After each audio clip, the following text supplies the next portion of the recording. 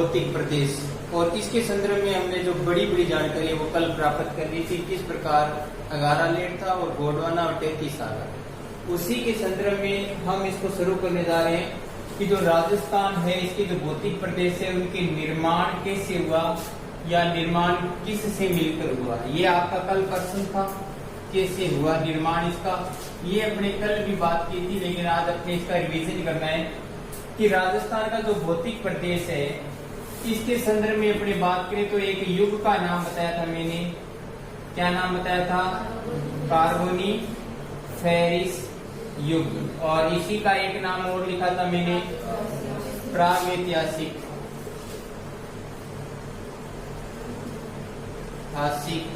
काल। ये आपको दो या एक ही युग है, लेकिन इनके दो नाम बता दिए मैंने। अब इसके संदर्भ में बताया था कि इस समय जो संपूर्ण विश्व है उस विश्व के आधार जो पृथ्वी है हमारी उसको 3 भागों में अपने बांटा था, और इसी समय की देन है कार्बोफेनिस काल की या युग की। और वो 3 भाग कौन कौन से थे उनकी अपने बात की थी कल। यहीं से स्टार्ट किया था, क्योंकि इससे पहले अपने जो राजस्थान के ये जो पृथ्वी गोलाकार है और उसके जो अंगारालैंड, गोंडवाना लैंड, 33 सागर, उनके संदर्भ में अच्छी तरह से हमने बात कर ली है। अब आपने इसमें बात करनी थी 1 नंबर पे अंगारालैंड। आपको पता है क्या कि राजस्थान और भारत में अंगारालैंड का कोई अवशेष पाया जाता है? नहीं पाया जाता ना। तो इसके नीचे आपने लिखा था कल कि भारत व राजस्थान में, अगर एक बार अपने भारत लिख दिया तो भी चलेगा, क्योंकि इसी भारत में हमारा राजस्थान है।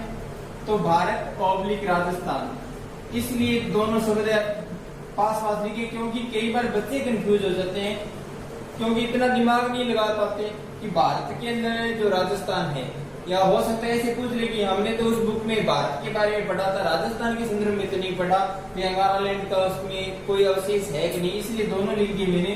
भारत और राजस्थान में अंगारालैंड का कोई भी अवशेष नहीं है, किसी भी प्रकार का अवशेष नहीं है। इसके बाद में अपने जो दोनों के टूटने के बाद में जो बीच में पानी भर गया था, जिसको छिछला सागर बोलते हैं, छिछले सागर को दूसरा नाम क्या दिए अपने?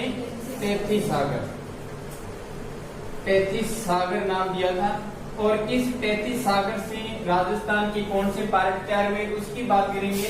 और जो 3 नंबर है वो था गोंडवाना लैंड, इसकी अपने बात की थी। अब जो ये हमारा जो राजस्थान का भौतिक प्रदेश है ये कैसे तैयार हुआ या कैसे बना, तो इसके संदर्भ में अपने बात की है कि कार्बोनीफेरस युग है या प्रागैतिहासिक काल है। इसमें हमारी पृथ्वी कितने भागों में टूटी हुई थी? 2 भागों में बटी हुई थी, और तीसरा भाग कौन सा बन गया इसमें? 33 सागर हो गया। इस प्रकार ये जो कार्बोनीफेरस युग के अंदर संपूर्ण विश्व के जो मुख्य भाग है वो कितने बना दिए अपने? 3 बना दिए। कौन कौन से है? और नेक्स्ट तीसरा। अब आप बताएंगे कि क्या भारत के अंदर और राजस्थान में अंगारालैंड का कोई अवशेष है? नहीं है। तो इस 33 सागर और गोंडवाना लैंड के अवशेष है ना। तो अपने कह सकते हैं कि राजस्थान का जो भौतिक प्रदेश है वो किनसे मिलकर बना है? 33 सागर और गोंडवाना लैंड से मिलकर बना है। ठीक है, तो आपने बताना है कि 33 सागर से कौन कौन से पार्ट मिलकर बने हैं। तो एक तो बना है उत्तरी पश्चिमी मरुस्थल प्रदेश, ये प्रदेश बना है कि नहीं बना? और दूसरा कौन सा बना है? पूर्वी मैदानी प्रदेश। इधर जो गोंडवाना लैंड है इससे 2 पार्ट इससे बने हैं। वो कौन कौन से बने हैं? शाबाश। एक तो बना है अरावली पर्वतमाला, अरावली पर्वतमाला हो गया। और दूसरा कौन सा हो गया? दक्षिणी पूर्वी पठारी प्रदेश, पठारी प्रदेश। इसके ओब्लिक में ये भी आ सकता है हाड़ौती का पठार। कौन सा पठार है? हाड़ौती का पठार या हाड़ौती का पठारी प्रदेश। तो आपने इन शब्दों को ध्यान में रखना है कि जो 33 सागर है उससे उत्तरी पश्चिमी मरुस्थल का निर्माण हुआ है और जो पूर्वी मैदानी प्रदेश है उसका निर्माण हुआ है। गोंडवाना लैंड के अंदर अरावली पर्वतमाला का निर्माण हुआ है और दक्षिणी पूर्वी पठारी प्रदेश का निर्माण हुआ और इसी को क्या कहते हैं अपने हाड़ौती का पठार कहते हैं। यहाँ तक अपने कल बात की थी, इस यहाँ तक सभी ने नोट कर रखा है ना। अब इसके बाद में अपने नेक्स्ट बात करते हैं। अब आप इसके बाद में जो बच्चे नए हैं वो लिख लें राजस्थान के भौतिक स्वरूप का विभाजन, या आप ऐसे भी पहले तो ये कैसे हुआ इसके संदर्भ में एक लाइन लिखनी थी, वो तो आपने लिखी ली कि राजस्थान का जो भौतिक प्रदेश है वो मिलकर बना है किससे मिलकर बना है? 33 सागर प्लस से गोंडवाना लैंड से मिलकर बना है।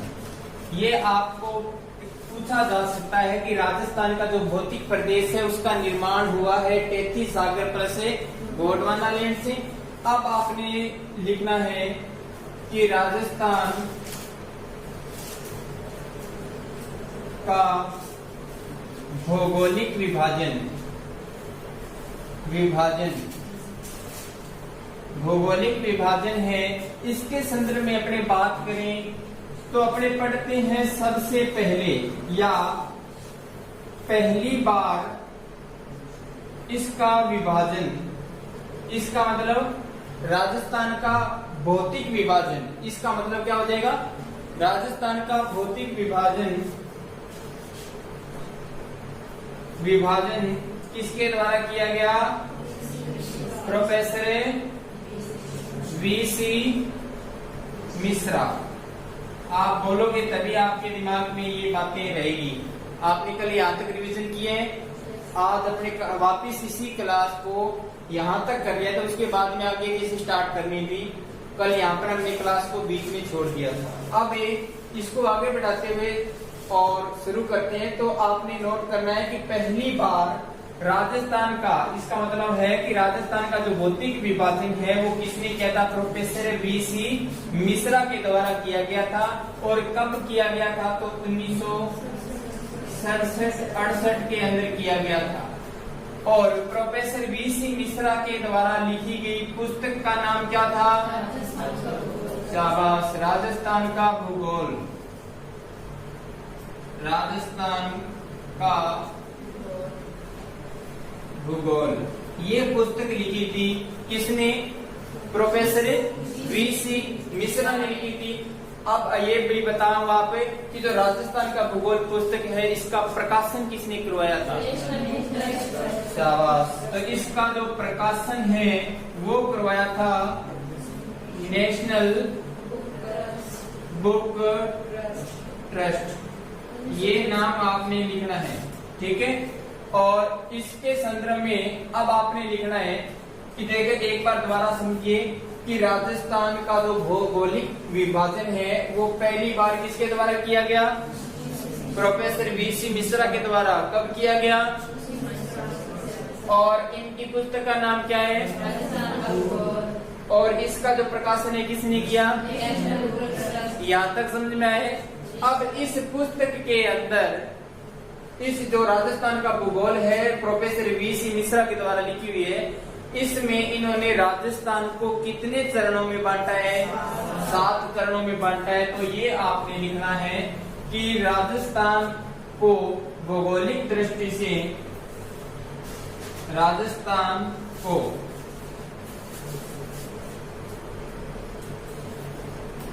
भौगोलिक दृष्टि से 7 चरणों में बांटा गया है। 7 चरणों में बांटा है और इन्हीं 7 चरणों के बारे में आपने आज बात करनी है, ठीक है। ये 7 चरण कौन से हैं? इनके नाम पढ़ेंगे उसके बाद में उनके संदर्भ में जब हम राजस्थान के चारों पार्ट तक पहुंच जाएंगे, वर्तमान में अपने जिन 4 विशेष पार्टों का अध्ययन करते हैं उनके संदर्भ में बात करेंगे तो ये साथ के साथ उसी में समाहित है। राजस्थान तो एक ही है ना, ऐसे तो नहीं है कि राजस्थान के 4 पार्ट बनाए हुए और ये 7 है वो हरियाणा तक चले गए, ऐसा तो कुछ नहीं है। तो आपको ये 7 पार्ट उन्हीं 4 के अंदर मिल जाएंगे, ठीक है। क्योंकि जो मरुस्थलीय प्रदेश है, उत्तरी पश्चिमी मरुस्थल प्रदेश, उसको 2 पार्ट में बांटा गया, एक तो महान मरुस्थल है, एक लघु मरुस्थल है। एक को अपने शुष्क मरुस्थल बोलते हैं, एक को अर्ध शुष्क बोलते हैं। उसके बाद में जो गुग्गर का मैदान आ गया, नागौरी मैदान आ गया, लूणी का मैदान आ गया जिसको लूणी बेसिन बोलते हैं, अरावली पर्वत श्रृंखला आ गई। इस प्रकार अपने पूर्व का जो मैदान आ गया उसमें भी पार्ट बना लेंगे कुछ, ठीक है। तो इस आधार पे अपने बात करेंगे। लेकिन राजस्थान के जो भौतिक दृष्टि से इन्होंने 7 चरणों में जो बांटा है, इनके नाम लिखने हैं तो आप लिखो कि प्रोफेसर वीसी मिश्रा द्वारा राजस्थान को 7 चरणों में विभाजित किया गया है, जो निम्न प्रकार है। राजस्थान के भौतिक प्रदेशों को प्रोफेसर वीसी मिश्रा के द्वारा विभाजित किया गया है 7 चरणों में, जो निम्न प्रकार है। लाइन नोट कर लिया आपने। इसके 7 चरण आपने लिखने नंबर 1 पे पश्चिमी मरुस्थल, पश्चिमी मरुस्थल। उसके बाद में लिखना है अर्ध शुष्क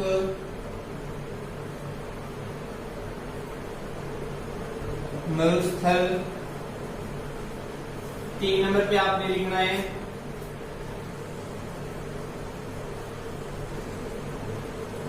गुग्गर का मैदान। और 4 नंबर पे आपने लिखना है अरावली पर्वतमाला। और 5 नंबर पे लिखना है आपने पूर्वी कृषि औद्योगिक प्रदेश। और 6 नंबर पे लिखना है दक्षिणी पूर्वी कृषि प्रदेश।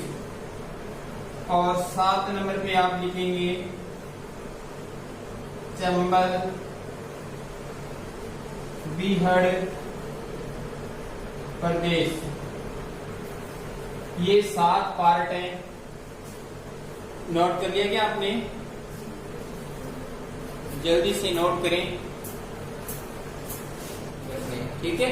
तो आप इसका एक बार रिवीजन करेंगे कि डॉक्टर जो वीसी के अनुसार या प्रोफेसर वीसी के अनुसार जो 7 पार्ट हैं वो कौन कौन से हैं। 1 नंबर पे कौन सा है? पश्चिम का मरुस्थल है, सभी को पता है ना। पश्चिम का मरुस्थल जैसलमेर बाड़मेर वाला आ गया। उसके बाद में कौन सा स्थान है? अर्ध शुष्क मरुस्थल। फिर गग्गर का मैदान, गग्गर का मैदान गंगानगर हनुमानगढ़ और जो उत्तरी बीकानेर है उसमें है। उसके बाद में कौन सा प्रदेश है? अरावली पर्वतमाला आ गया। उसके बाद में पूर्वी कृषि औद्योगिक प्रदेश, याद रखना है ये नाम कहीं आप भूल मत जाना। उसके बाद में कौन सा है? फिर नेक्स्ट कौन सा है? चंबल बीहड़ प्रदेश। ये 7 के 7 याद रखने हैं। अब जो इसके अंदर आपको याद क्या रखना है कि इनको अगर जलवायु के आधार पे अगर आप लिखेंगे तो यहाँ पर 15 से लेकर 25 सेमी वार्षिक वर्षा होती है, ठीक है। वार्षिक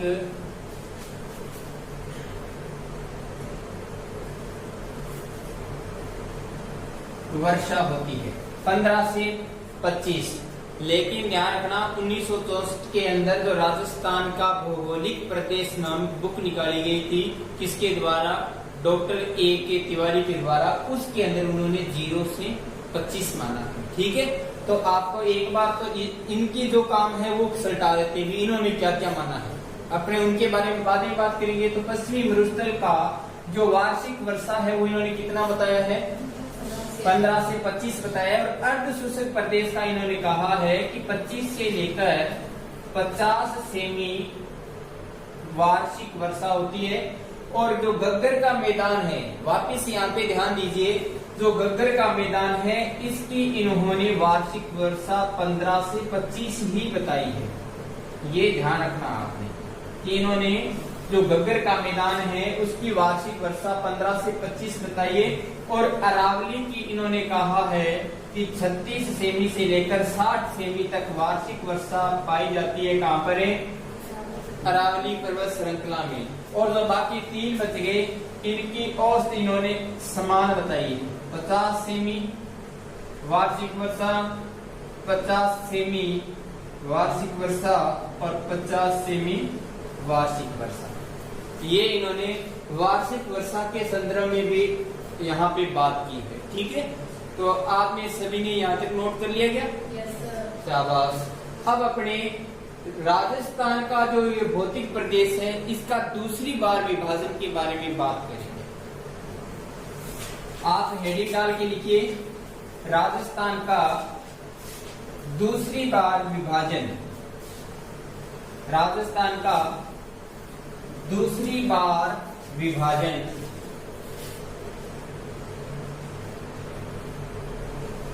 राजस्थान का दूसरी बार विभाजन। और आगे लिख देना इसके आधार, जलवायु। इसका आधार क्या होगा? जलवायु होगा, क्योंकि ये जलवायु के आधार पे विभाजित है। और ध्यान रखना, जलवायु के आधार पे इसको जो बांटने वाले हैं उनका नाम है डॉक्टर A.K. जैन। तो आपने लिखना है कि राजस्थान का दूसरी बार जो विभाजन है वो किसने किया है? Doctor A.K. सेन ने किया है। और A.K. सेन ने सन 1968 ईस्वी के अंदर किया है। इन्होंने कहा है कि जो राजस्थान है वो जलवायु के आधार पर कितने भागों में बंटा हुआ है? 3 भागों में बंटा हुआ है। जलवायु के आधार पर इन्होंने राजस्थान को जो भौतिक प्रदेश है उसका विभाजन किया है। कितने भागों में? 3 भागों में किया है। आपने ये नोट करना है।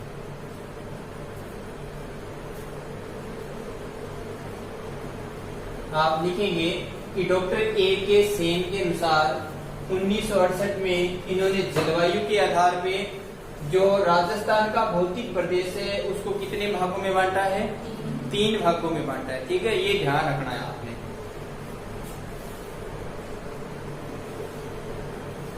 नोट कर लिया क्या? नेक्स्ट लिखो आप, राजस्थान का तीसरी बार विभाजन।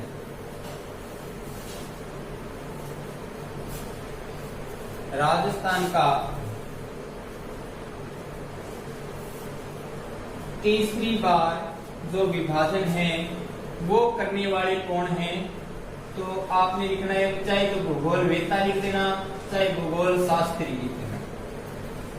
और जिनका नाम आता है डॉक्टर रामलोचन। और डॉक्टर रामलोचन के द्वारा एक पुस्तक लिखी गई थी 1971 ईस्वी में। ठीक है, और उसके अंदर इन्होंने 1971 के अंदर जो राजस्थान के भौतिक प्रदेशों का भूगोल की जो पुस्तक लिखी थी इन्होंने, आपने उस पुस्तक के संदर्भ में इतना ही लिखना है। देखो इधर ध्यान से देखिए कि राजस्थान का तीसरी बार जो विभाजन है वो करने वाले कौन है? डॉक्टर रामलोचन। कब किया इन्होंने? 1971 में किए। तो इसका आपको याद, ये क्या याद रखना है कि इन्होंने राम और लोचन है, इन्होंने राजस्थान को मुख्य रूप से, ये लाइन आपने जरूर लिखना है कि राजस्थान को मुख्य रूप से 2 भागों में बांटा है। कितने भागों में बांटा है? 2 भागों में बांटा है। और वो 2 भाग कौन कौन से हैं? तो 1 नंबर पे तो है राजस्थान। इन्होंने राजस्थान को 2 भागों में बांटा है। एक का नाम राजस्थान है और दूसरे का नाम है राजस्थान पठार। एक का नाम तो राजस्थान दिया है, दूसरे का नाम क्या दिए? राजस्थान पठार नाम दिए। किसने? रामलोचन ने। और कब दिए? 1971 के अंदर। ये तो दिया है इसने, मुख्य रूप से नाम दिए। अभी इसी रामलोचन के द्वारा राजस्थान को 4 उप प्रदेशों में बांटा गया है। इन्होंने कहा है कि जो राजस्थान है वो मुख्य रूप से तो कितने भागों में बंटा हुआ है? 2 भाग। कौन कौन से है?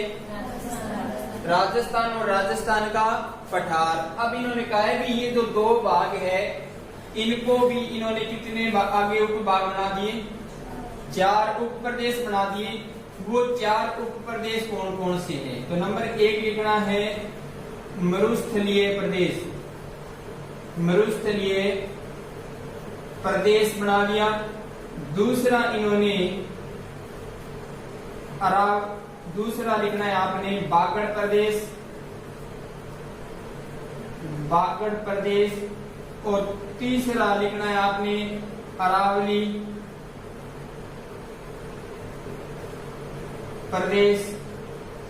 और 4 नंबर पे आपने लिखना है चंबल बेसिन।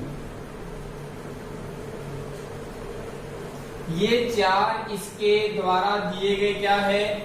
उप प्रदेश। ये ध्यान रखना है आपने।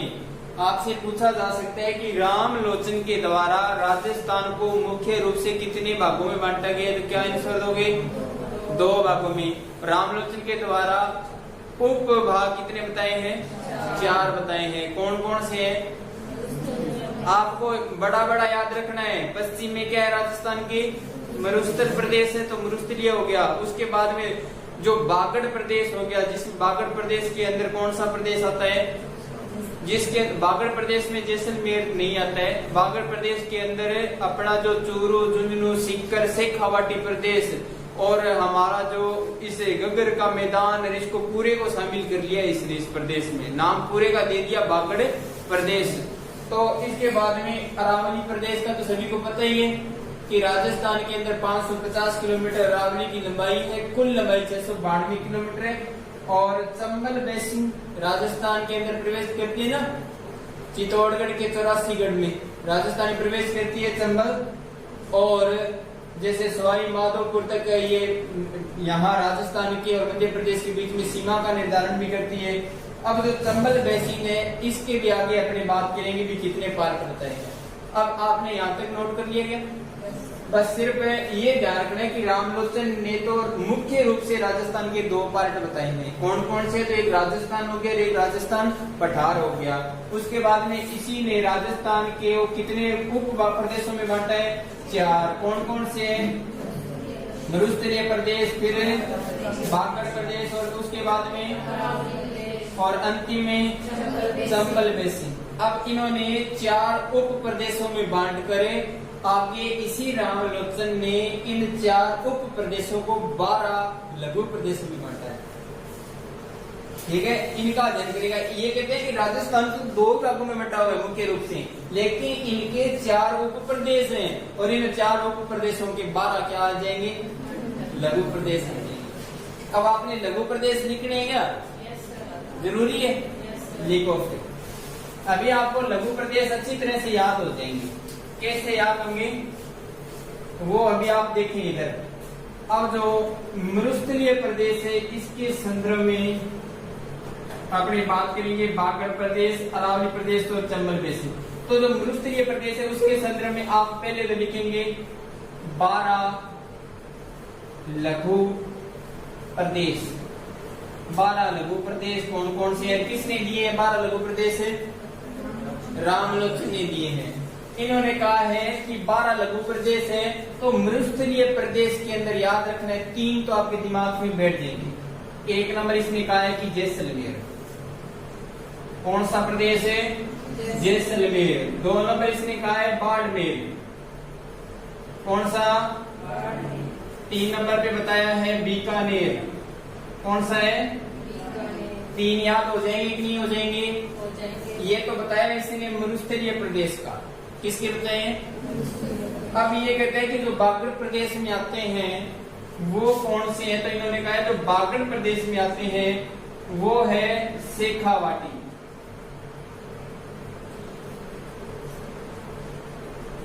शेखावाटी प्रदेश,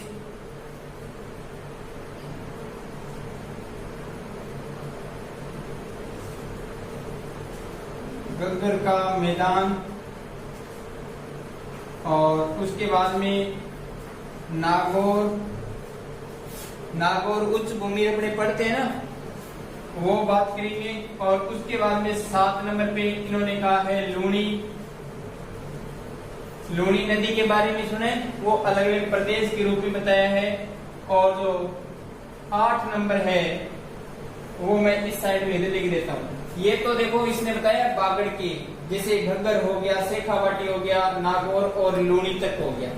ये 3 तो किस में बताए हैं? मरुस्थल प्रदेश में। और ये 4 के बताए हैं किसमें? इस बागड़ वाले में। अब अरावली के बारे में इसने 8 नंबर पे कहा है। आपको पता है ना उत्तरी अरावली, इसने कहा है उत्तरी अरावली को अलग से पढ़ो, मध्य अरावली, और उसके बाद में कौन सी अरावली आएगी? दक्षिणी अरावली। शाबाश। और दक्षिणी अरावली के बाद में 11 नंबर पे अब आपको चंबल के टुकड़े करने, चंबल बेसिन के, तो आपने लिखना है नीमन चंबल। अब ये क्या होता है, कैसे होते हैं, ये आपने बाद में पढ़ेंगे। और उसके बाद में मध्य चंबल। नीमन का मतलब नीचे होता है, नीचे की भूमि, और मध्य का मतलब हो गया बीच की भूमि। उनके संदर्भ में अपने बात करेंगे। ये है राजस्थान का तीसरी बार विभाजन, और ये किसने किया है? तो ये आपने लिखना है रामलोचन के द्वारा, जिन्होंने मुख्य रूप से राजस्थान को 2 भागों में बांटा है। और उप प्रदेश कितने बताए हैं? 4 बताए हैं। और लघु प्रदेश कितने बताए हैं? 12 बताए हैं। तो इसमें बोलो कठिनाई है क्या याद करने में? एक बार बोलो फिर, कौन कौन से प्रदेश है 12 लघु प्रदेशों में? जैसलमेर, बाड़मेर, बीकानेर, ये किस में आते हैं? और बागड़ में शेखावाटी, गग्गर का मैदान, नागौर और लूणी बेसिन बोलते हैं ना अपने प्रदेश वो। और उसके बाद में अरावली में उत्तरी अरावली, मध्य अरावली और दक्षिणी अरावली। और इसी के बाद में चंबल को नीमन और मध्य। याद हो जाएगा ना, इतना कोई कठिन नहीं है। अब आप एक लाइन लिखो, साहित्य शब्दावली में, ये प्रश्न पूछा हुआ है, साहित्य शब्दावली में साहित्यक या साहित्य शब्दावली में राजस्थान के भौतिक प्रदेश का विभाजन 3 प्रकार से किया गया है। राजस्थान का साहित्यिक जो शब्दावली है उसमें राजस्थान का जो भौतिक प्रदेश है उसको 3 नाम दिए गए हैं, ध्यान रखना है। और वो 3 नाम आपने ऐसे लिखने हैं, 3 नाम लिखने हैं आपने, जिसमें 1 नंबर पे लिखना है मरु, फिर लिखना है मेरू, और फिर लिखना है माल। इनमें पूछा गया है कि माल का मतलब है, इसमें प्रश्न पूछा हुआ है कि माल का मतलब क्या है। तो आपने पहले मरु का लिखो, मरु का लिखना है मरुस्थल, मरुस्थल। और मेरू का मतलब लिखना है उच्च पर्वतीय प्रदेश, उच्च पर्वतीय प्रदेश। और माल का लिखना है पठारी प्रदेश, पठारी प्रदेश। तो अब आपसे प्रश्न पूछ ले कि माल का मतलब क्या है, तो क्या बताओगे? पठारी प्रदेश बताना है। और आपसे मेरू का पूछ ले फिर, हाँ, उच्च पर्वतीय प्रदेश। ये देखो ऊपर की तरफ मात्रा लगी हुई है, बस इतना ध्यान रखना है। इसमें देखो मात्रा नहीं है ऊपर मे के, तो ये मरुस्थल हो गया, क्योंकि मरु का यहाँ पे मरु शब्द आ ही रहा है और इधर मे लगा हुआ है, तो याद रखना है उच्च पर्वतीय प्रदेश। यहाँ तक याद हो जाएगा। अब आप अपने जो भूगोल बेटा है उनके संदर्भ में जो लास्ट बात है वो पढ़ लेते हैं, फिर अपने बात करेंगे राजस्थान के जो पार्ट है चारों उनके संदर्भ में। अब आप लिखेंगे प्रोफेसर लगाना या डॉक्टर लगा देना, A.K. तिवारी व डॉक्टर M.H. M.H. नहीं है, H.M. सक्सेना। A.K. तिवारी और डॉक्टर H.M. सक्सेना ने 1964 के अंदर एक पुस्तक लिखी। उस पुस्तक के अंदर या उस पुस्तक का जो नाम है वो लिखा इन्होंने राजस्थान के प्रादेशिक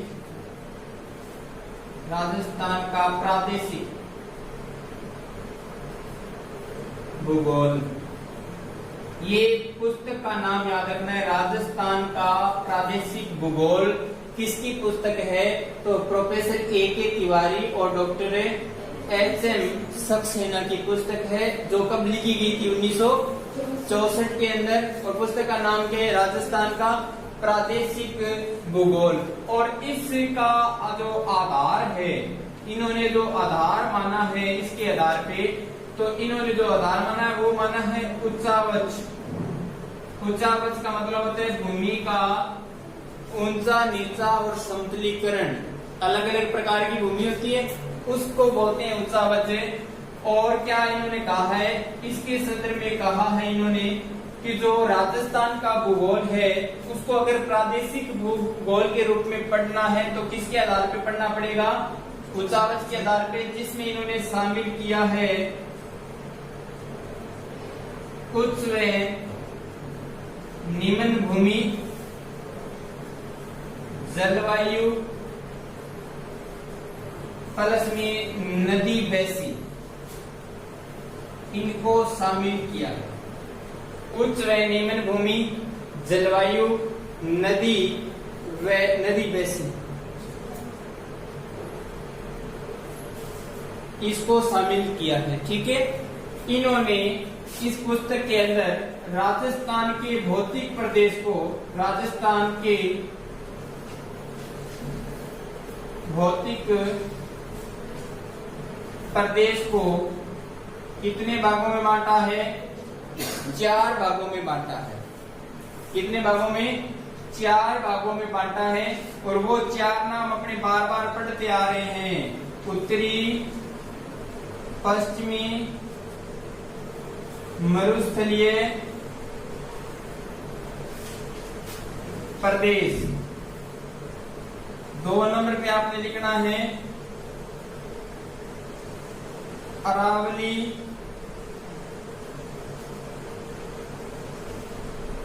पर्वतीय प्रदेश। फिर 3 नंबर पे आपने लिखना है पूर्वी मैदानी प्रदेश। और 4 नंबर आप इधर लिख लेना दक्षिणी पूर्वी पठारी प्रदेश। और वर्तमान में हम जिस भूगोल का अध्ययन करते हैं वो कौन सी, किसके बारे में अध्ययन करते हैं? इन्हीं 4 के बारे में अध्ययन कर रहे हैं ना। ये इन्हीं को सर्वाधिक मान्यता प्राप्त है। तो आपने ध्यान रखना है। ये नोट कर लिया क्या सभी ने? सभी ने कर लिया? तो जल्दी से नोट करें, क्योंकि इसके संदर्भ में थोड़ा रह गया। उसके बाद में कल इसको विस्तार से आगे शुरू करेंगे।